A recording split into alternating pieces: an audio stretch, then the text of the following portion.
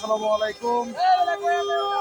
দুঃখের সহিত জানানো যাচ্ছে যে গাজীপুরে গাজীপুর চৌরাস্তায় একটা পরিবহন আছে, সেটা হচ্ছে তাকোয়া পরিবহন। আর এটা হচ্ছে সবচেয়ে বেশি হচ্ছে দুর্নীতি প্লাস হচ্ছে বাজে একটা বিরাজ করে সবসময় কন্টিনিউ। এটা যে কোনো সময় যে কোনোভাবে এরা ভাড়া ডাবল নেয়, 20 টাকার ভাড়া নেয় 50 টাকা।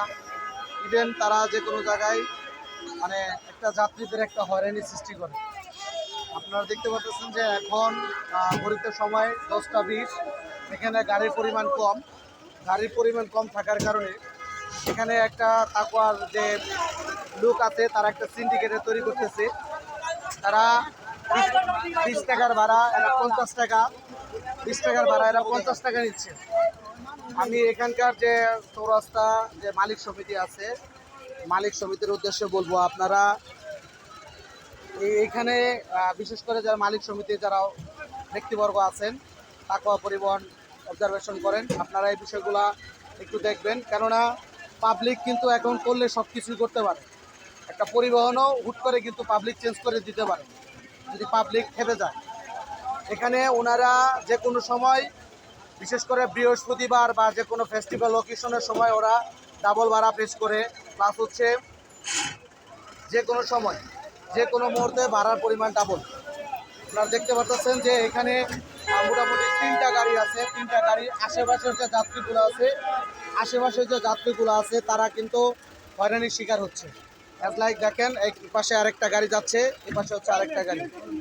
এরা এক প্রকার একটা হয়রানি করতেছে। বিশেষ করে 20 টাকার ভাড়া নিচ্ছে, 50 টাকা 100 টাকা। আপনারা দেখতে পাচ্ছেন যে পরিস্থিতি খুব বাজে এখানে। আমি মালিক সমিতির উদ্দেশ্যে বলতেছি, বিশেষ করে মিরাজ ভাই, আপনি এখানে দায়িত্ব আছেন, আপনি এই বিষয়টাগুলো একটু দেখবেন। বিশেষ করে আপনাদের এই যে স্টাফগুলো দেখেন, ঠিক আছে, আপনার যে স্টাফগুলো দেখেন, স্টাফগুলোর আচরণগুলো একটু দেখেন। এর আগে আরও 2টা গাড়ি গেছে, 2টা গাড়ি কিন্তু সেম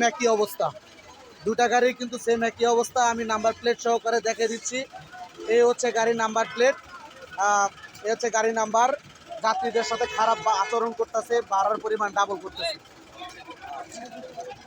তো আমি একটা জিনিস বলতে চাই, পাবলিক যদি কিছু করে অনেক কিছু করতে পারে, পরিবহনও কিন্তু চেঞ্জ করতে পারে। এই গাজীপুর চৌরাস্তা থেকে তাকওয়া পরিবহন।